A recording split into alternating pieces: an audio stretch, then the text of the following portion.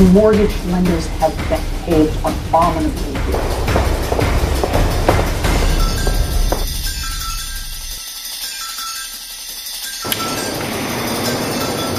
Here's my hair standing up or anything weird? No, you're looking good. It seems to me, far too often, women are the people who just do the job that needs to be done. Women? Yes. There really is an element, at least in this crisis, about how, the old boys club brought us not just to the brink of ruin, but beyond that, and how they still want to play the same way. And, somebody's got to say no. Over this way?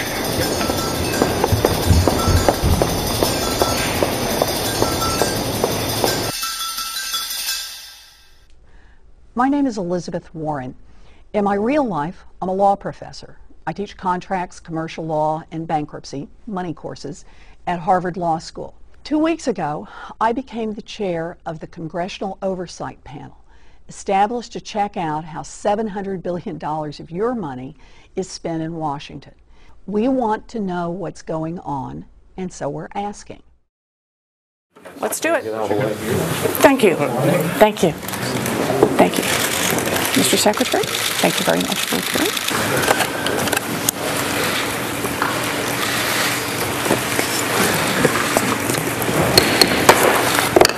The hearing of the Congressional Oversight Panel. We welcome you here today, Mr. Secretary. We appreciate your being here and appreciate your commitment to coming every quarter.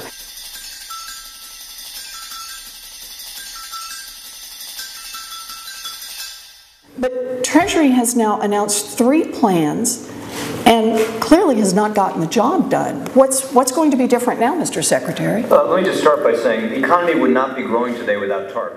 If all the old boys want to roll their eyes over it, well, let them roll their eyes over it, I'm here, I'm going to make sure I'm heard, and I'm willing to throw elbows when it's needed.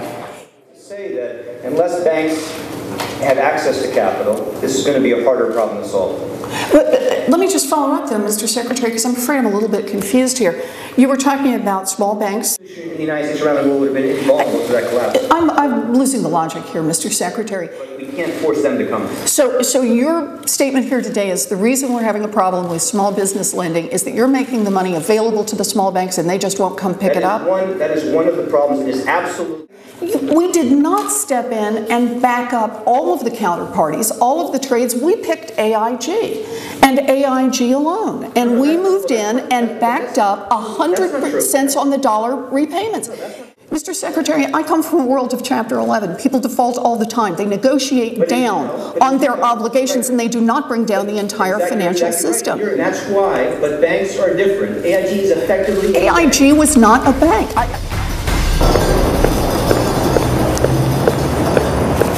This is new.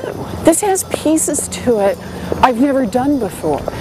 Here we are in the middle of a financial crisis. The market is broken.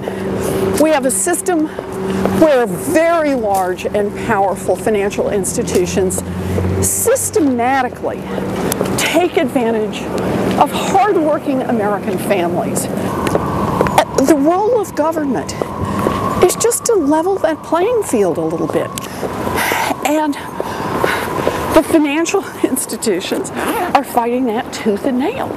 They're willing to spend hundreds of millions of dollars to block that kind of legislation. And I'll just tell you, I find that deeply and profoundly shocking.